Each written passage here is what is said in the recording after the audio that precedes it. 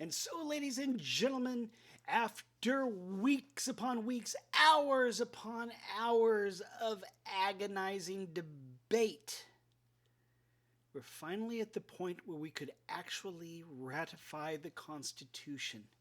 Now, keep in mind, this has been going on for some time.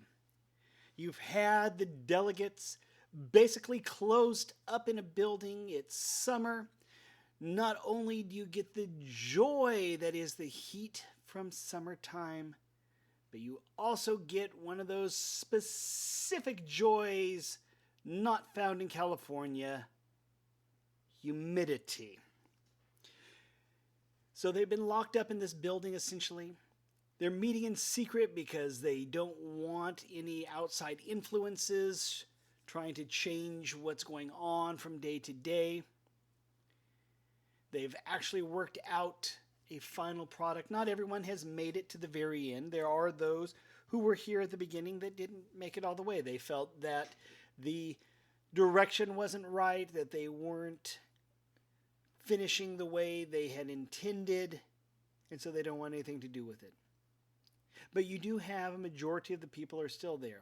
And they have turned out a product that they feel is pretty good. And their goal now is to take it before the people. Because remember, in our nation, the people remain sovereign. And as such, they have to have the final say. Now, like any other political document, you're going to have both those in favor of and those against. You're never going to find the perfect document in which every single person is going to be happy the entire time.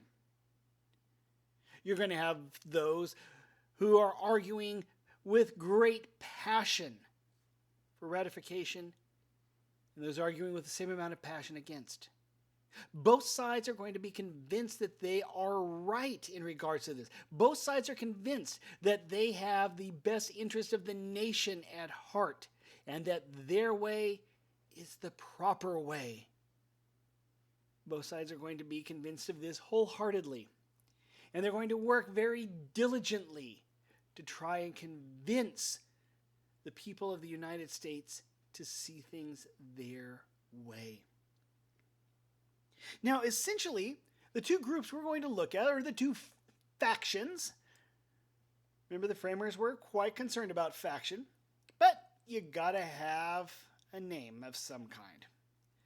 So in this case, we're going to have the Federalists and the Anti-Federalists. Now, again, we have Federalists and Anti-Federalists because, as you have heard, historians are not good at naming things, ladies and gentlemen. This would be the equivalent that even though the Federalists did eventually become a political party of their own, it would be the equivalent today, instead of saying that we have the Republicans and the Democrats, the argument would be that we had the Republicans and the anti-Republicans. Okay? It doesn't have the same sort of flowery flow to it. It is very straightforward and very direct. But again, it just doesn't have that same ring to it. Okay? So you're going to have a fierce battle erupt. We're going to see this fought out on the battlefield of ideas. Both sides, as I said, are convinced that theirs is the right way to go. Both sides know in their heart that what they are fighting for is the correct thing to do. Both sides are going to understand that their view is the correct one. And they're going to try very diligently to convince others to come on their side. On the one side, you're going to have the Federalists. Now, the Federalists are supporters of the Constitution. These are the individuals who want the Constitution to be ratified. They want it to pass. They are the ones who have been pushing for a stronger national government, and they see this as the way to move forward. The other side of the coin, however, you have the Federalists on one side, and the other side are going to be the Anti-Federalists. Now, the Anti-Federalists, these are not individuals who think that, for example, the Articles of Confederation were the only way to go, but they are opposed to the new Constitution. And that can be for a variety of reasons, and we'll talk about some of those coming up. Okay? So you have the lines are drawn. Okay? The pieces are set, the board is ready, and now we're going to fight, as I said, on the battlefield of ideas. Both sides are there to convince the American people to vote with them. And both sides are very, very hopeful that they're going to be victorious. Now, on the one hand, you have the Federalists. Now, we've already commented, these are the gentlemen who are pushing for ratification of the Constitution. Now, 3 of the Federalists are really kind of constitute an ace up the sleeve of the Federalist side. They are James Madison, father of the Constitution; Alexander Hamilton, today famous in story and song; and John Jay. Now, these 3, writing under the pen name or the pseudonym Publius, wrote a series of 85 articles. Now, collectively, these are known as the Federalist Papers. And they were written in defense of the Constitution. Now, to be honest, John Jay wrote 3 of them, but he does get, pretty much the same billing as Madison and Hamilton. Now, you folks have read 2 of these so far. Okay? And you may have found them to be less than the easiest read possible. But believe it or not, this was written as a newspaper article. Back in the day, they were written specifically to convince the people of New York to support ratification of the Constitution. Now, keep in mind that each state individually had to ratify the Constitution on its own. New York was one of our larger states. Okay? And as such, it carried a certain weight in how it voted. Now, the concern was that if New York said no to the Constitution, that might prevent other states, smaller states, from voting for the Constitution. In fact, it was concerned that without New York, things could just plain fall apart. But there was also the hope that if New York could be convinced to go with the Constitution, this would convince others to throw in as well. So these articles are written with the intent of convincing the people of New York of what they need to do. Now, granted, these arguments could be used very well anywhere within the United States. In fact, the real big deal about this is not simply the fact that they go through and they defend the Constitution detail by detail. Okay? The Federalist Papers are there to basically say this is why it was written this way. Every detail in the Constitution is spelled out here in the Federalist Papers. It talks about the independence of the judiciary. It talks about the powers of Congress and things like that. The idea is that they wanted to go through and be able to come up with every argument against the Constitution and then basically shoot that argument down so that way there would be support. But that's not the big thing about the Federalist Papers. Now, the Federalist Papers are still talked about today. I mean, look at you as a class. You're having to go through and read some of this. But they're also brought up in other venues. Most recently with the Supreme Court nomination of Brett Kavanaugh, now Mr. Justice Kavanaugh. When he was before the judicial branch of the Senate, there was a back and forth between a few of the senators questioning him as to what was his favorite art of the Federalist Papers. Now, I'm sure, since you guys have read 2 of them, there's only 83 more to go. I'm sure you're going through, you're just devouring these, and I'm sure you'll have your own favorite very, very soon. But the big thing is not just the detail by detail explanation. It's the fact that we're able to look into the minds of the framers this way. We're not trying to look back 200 years later to try and figure out what was meant by. Instead, we're able to look at these papers and we're able to get an understanding. We're able to see what was meant. What were they thinking? What was their political philosophy at the time? And why they did it the way they did it. We're not just getting the what, we're getting the why. We're able to look into their minds. Now, granted, this is 200 plus years later, but the Constitution is still a vital aspect of our government today. It is a vital aspect of our lives today, and we are still, luckily, fortunate enough to be able to look back into the minds of the framers to understand why they did what they did.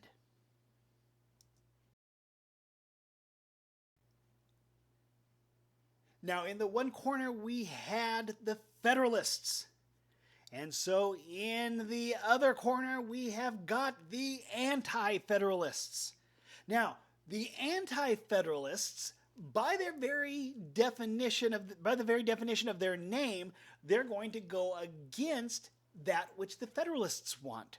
And in this case, ratification. The Anti-Federalists are very, very much against the ratification of the Constitution for a number of different reasons. Now, the Anti-Federalists questioned the motives of the writers of the Constitution, okay? They questioned why the framers were putting it together the way they did. They believed that this new government was essentially going to be an enemy of freedom. Now, you got to keep in mind, the Anti-Federalists and the Federalists both had lived under British tyranny. They had lived under the yoke of being British colonies. And as such, they had in mind what that was like. Now, they felt that they had gone through, that they had worked and bled and fought for all of their rights and their freedoms, freedoms which they believed were theirs to begin with. Okay, go back to Locke in natural law with the right to life, liberty, and property. They felt they had fought for all of this, and now you had a brand new government coming in that was being set up to eventually lead to tyranny all over again. Take, for example, Rome. Now, when you think of Rome, most of us think immediately to imperial Rome. We think of Caesar, and we think of the empire and things like that.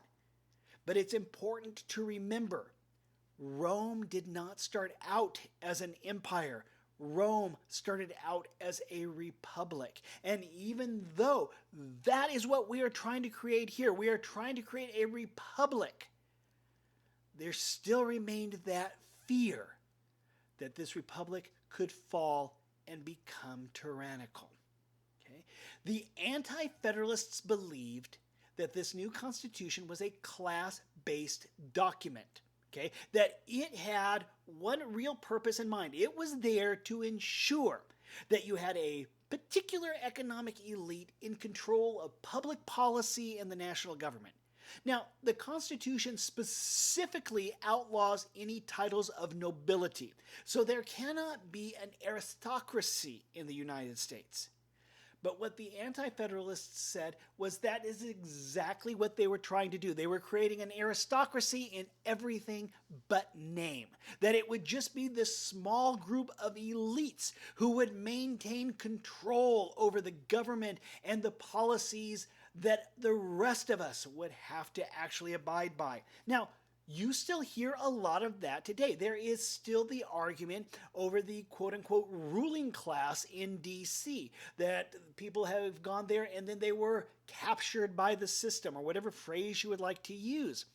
That there is a small number of people who are beginning to feel that they are above we mere peasants they represent. Now, there is always going to be that concern. And the hope or the idea behind the Constitution was to ensure that that wouldn't happen. But they did have that fear. They saw this as a setup. That, like I said, they were creating an aristocracy. Of course, it wouldn't be called that, like I said. But for all intents and purposes, that's what was going to happen. There would be this small group of elites that would now rule over the rest of us. The Anti-Federalists feared that this new government would erode our fundamental liberties. Those liberties, like I said, the natural law concept of life, liberty, and property, things that are given to us before governments even exist, that this new government would start to chip away at that. That it would erode those fundamental liberties, and it would weaken the power of the states. Keep in mind, under the Articles of Confederation, quite literally each state was its own little nation unto itself. And they didn't want to give up that power. They did not want to give up their sovereignty to a new government. They didn't want to take the chance that this was going to go badly. When you have a new government like this, when you are trying to set it up, if you make a mistake, if this is the wrong choice, and we have voted it into place, it's going to be hard to undo it. If we vote for this and it's the right thing, everybody's happy, no problem. But what if? The Anti-Federalists wanted to retain the control to the states. They felt that the states were a better defender of the people's liberties than a national government would. And so as such, they're trying to make sure that it doesn't happen. They want that control to stay within the states themselves. The Anti-Federalists, just like the Federalists, are very, very convinced that their way is the correct way. They are not trying to cause ripples, shall we say, just because. They're doing it out of the concern that they could quite literally lose everything. And they've already been through a war to make sure their rights would be protected. They do not want to run the risk that it's going to basically be taken away from them. And so what do? We've got two diametrically opposed factions right here, one pushing for ratification, the other pushing against it. So what do? We turn to something that works well for us. Now, as a people and as a government, we like to think of ourselves as uncompromising, that we do not compromise. But let's be honest, we're geniuses when it comes to compromise. We are very, very good at figuring out how to cut deals to get things done. And that's what we're going to do here. We are going to reach a compromise. We are going to figure out what we can do to actually get the ball moving. And what's going to happen is that the Federalists are going to promise to add amendments to the document specifically protecting individual liberties. Now, most people have a tendency to look at politicians and they don't see them as fine, upstanding defenders, public servants, and things like that. Many people have a tendency to look at politicians and they think lying, thieving dirtbags. Now, that may or may not be deserved. But what we do have a tendency to believe is that a politician is not to be trusted. Excuse me. The idea is that political promises are oftentimes just that. They're promises, they don't carry any real weight, and when all is said and done, we have a tendency to believe that our politicians are more likely to break their promise than keep their promise. 1994. The Republicans had not held the House of Representatives in majority for 40 years. A congressman from Georgia, a gentleman by the name of Newt Gingrich, he comes up with a plan for the Republicans to take the House. And they do so with something referred to as the Contract with America. Now, the Contract with America is going to be a set of 10 different items, 10 different things that the Republicans promise that they will work on. Now, this is not a promise that they will succeed at getting these things passed. It is simply a promise that they're going to try. They'll at least get things started. They will do their best. And if it happens, it happens. If they get it all the way through and the president won't sign the bill, at least they did their part. And it's things like, for example, the line item veto. Line item veto said that instead of the president having to basically go through and X out an entire piece of legislation, he can just go through and cross out the portions that he disagrees with. This worked well. They got it passed through the House and the Senate. The president was using it, and it worked great until such time as the Supreme Court ruled it to be unconstitutional. But the thing was, they had made a promise and they'd kept it. And that went a great deal forward in helping them in future elections. Now, in this case, the Federalists are promising that they will add amendments. And then, just as now, for some, it came as a great surprise when they went through and actually kept their word.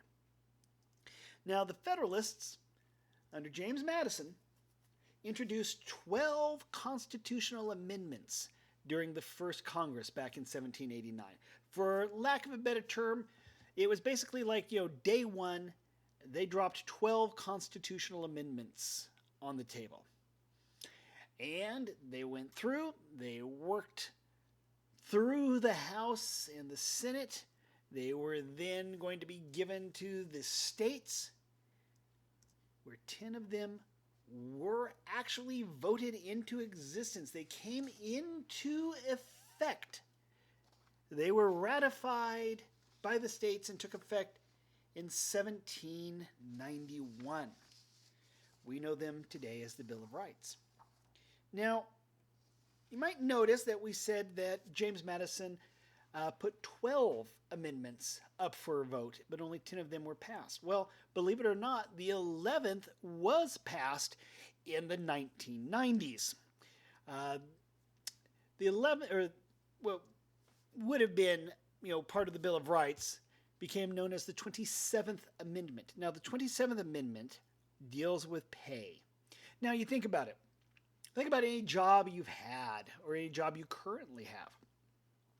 How would you like it if you were the individual in charge of deciding how much money you got paid? Let's say you're the one who gets to decide if you get a raise.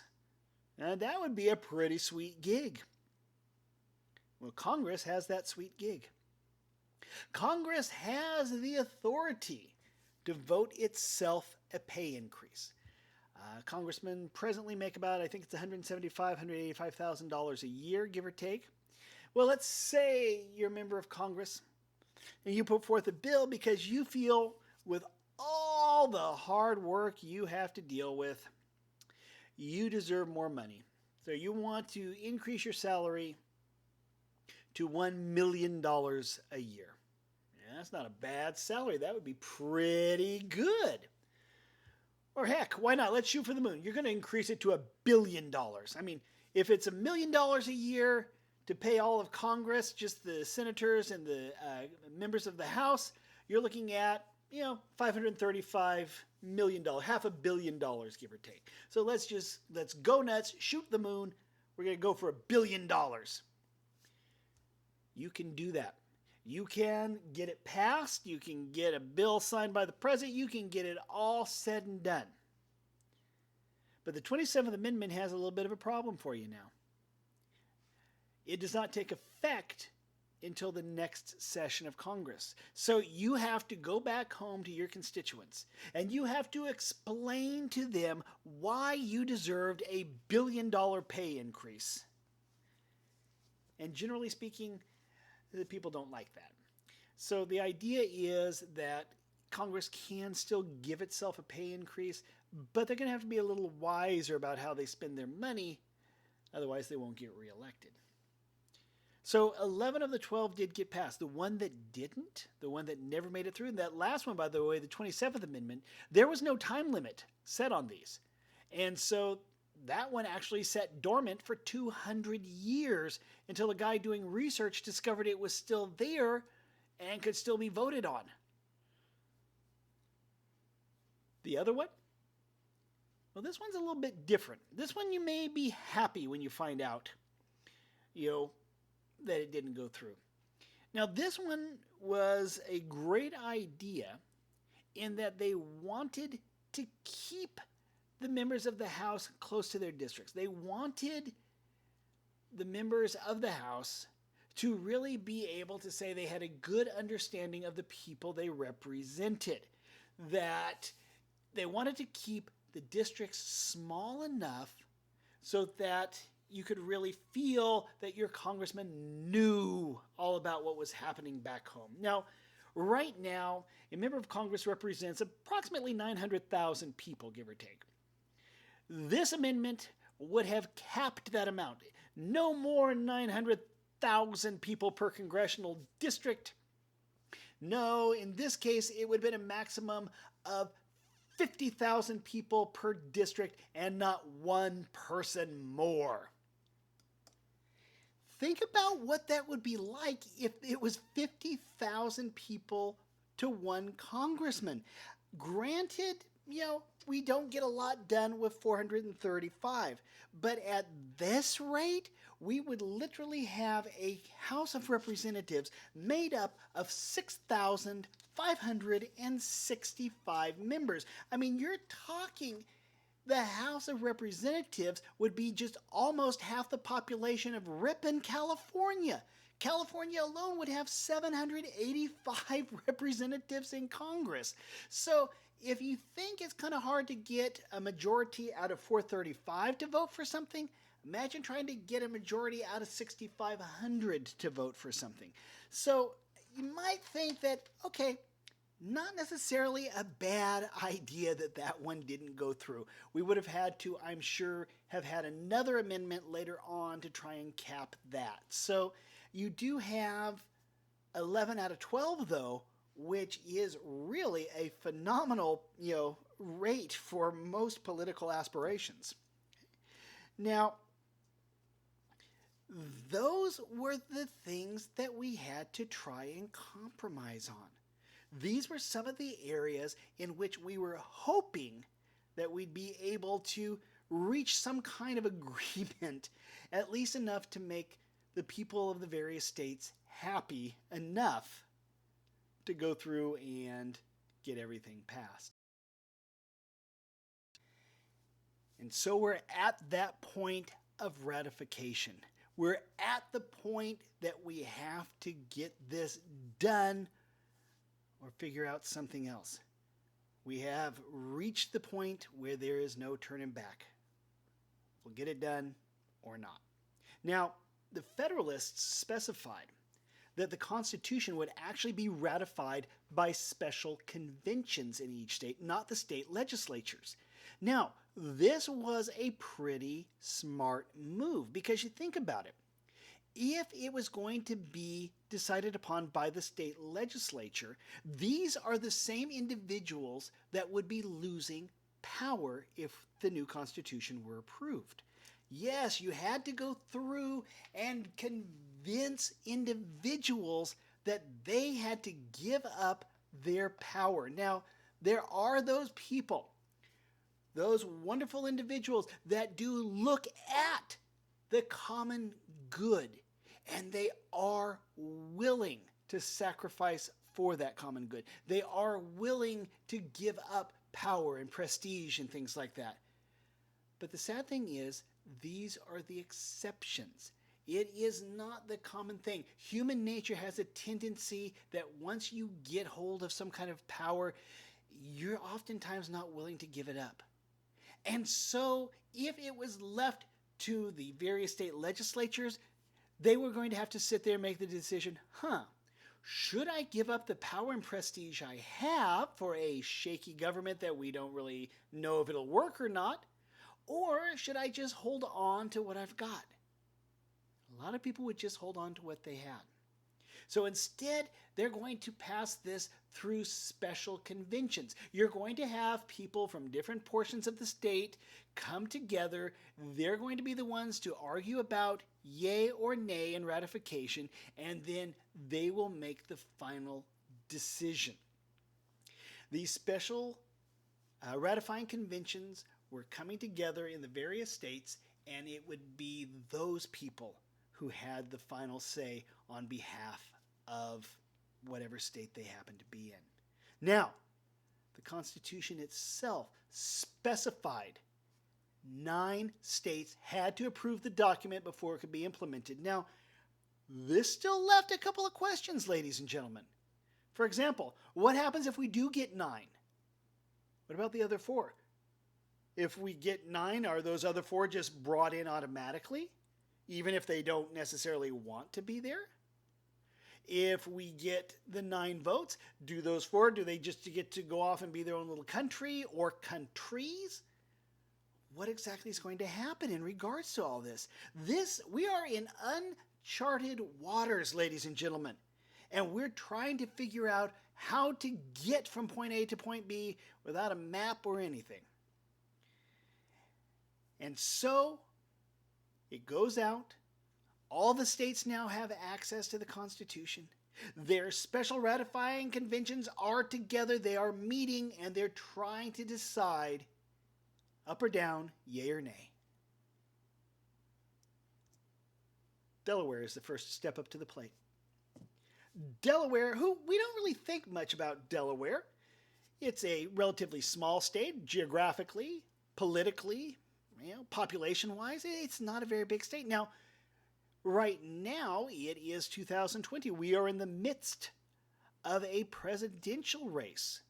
And the Democratic nominee is the former vice president, Joe Biden, who had been a senator from Delaware for quite a few years.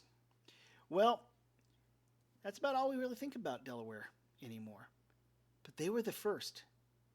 They were the ones willing to come up, and it was on December 7th, 1787, they ratified the Constitution of the United States, becoming officially the first state in the Union. Now, it was 6 months later that New Hampshire put us over the top. New Hampshire became the 9th state to actually go through and ratify the Constitution, therefore putting it into effect.